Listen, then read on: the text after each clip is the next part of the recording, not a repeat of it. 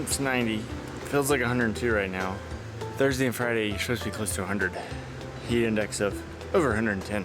These next couple of days are going to be brutal.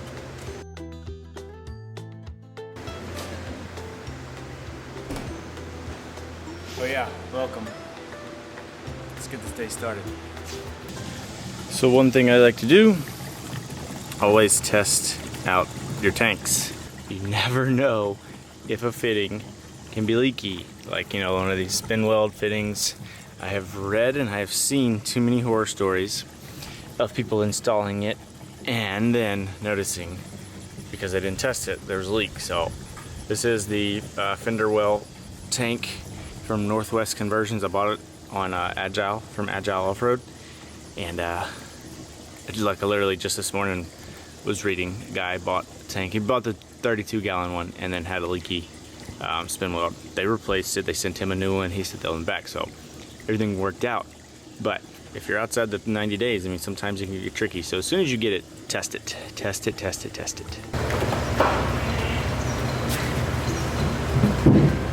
One cabinet out, ready to be prepped for paint.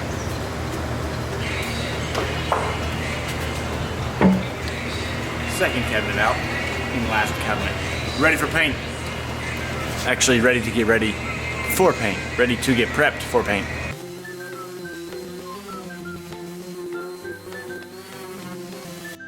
I kind of see him in the same role you do with developers, of coming in off the bench.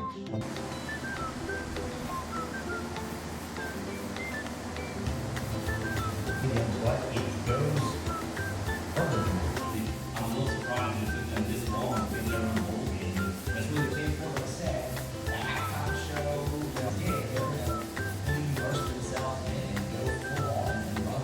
And so I know I'm not the best. I lost you probably around right after lunch. I would assume, or right when I started to paint. So yeah, a little bit after lunch. But that's got paint, and the cabinets now have paint. So they're now ready to be back installed tomorrow. It's late, well, it's like 7:30, 40, something like that. And I've got weed eating to do. So I'll be back tomorrow. I'll be putting the cabinets back in. Maybe start on some electrical, maybe start some plumbing, things like that. Getting it all ready so that just can get rolling. That's a wrap for tonight.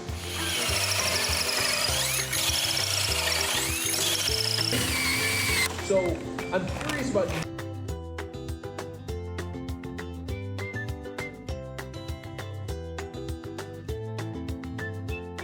from people that really are in the know are gonna make this about 120 to 130 million dollars. But you know that three is really big, and yeah, but the Michael Thomas is it was the win total. Now, even like might have awesome like this. I've been this house. Here in the last few days, it's really kind of picked up the... So what you want to do in most, I mean, you'll notice in most campers, probably every camper, what you should do is you should have some good ventilation for your fridge. So I've drilled 2 holes there. I've got one already installed with these little vents. Just pop them in. It's going to get good airflow. And then they got these little tabs, and I'll just pop the little tabs out so that it actually grabs good, so that they stay secured in there. And just ventilation for the fridge. So just mounted the fridge. This is an isotherm. I think it's the Cruise Elegance is what it's called. It's got a small little freezer up top. Good amount of room for, you know, small camper van, weekender van. It's 12 volt or 120. I've got it hooked up as 12 volt. And then I have it wired up over here in this cabinet, so it's easy access to, you know, unplug it, things like that. And I have the power wires where, for some reason, if it comes off, then it's not exposed. Obviously, you don't want this end, the male end, on the power wires, because then if it touches something, you know, everything can go wrong. So the power wires, I have those female ends. I've got them in here. I'll dress it up, you know, make it look nice and neat in there. But when it's in here, it's easier to get to instead of, you know, removing this top drawer and trying to slide in, or removing the countertop, thing like that. And then we will have a receptacle right here 120 that I probably will work on next. But as you can see, I've been working on just trying to stay in front of the fan. I painted the lights, which you saw. Now I'm installing them. For each connection, I'm using solder steel.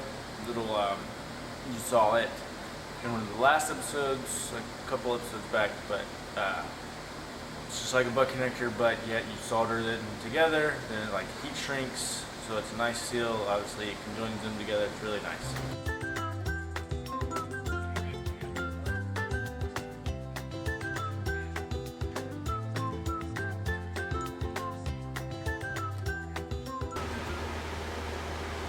And just like that, all the lights are installed. They're freshly painted. The black definitely looks a whole lot better than the white wood.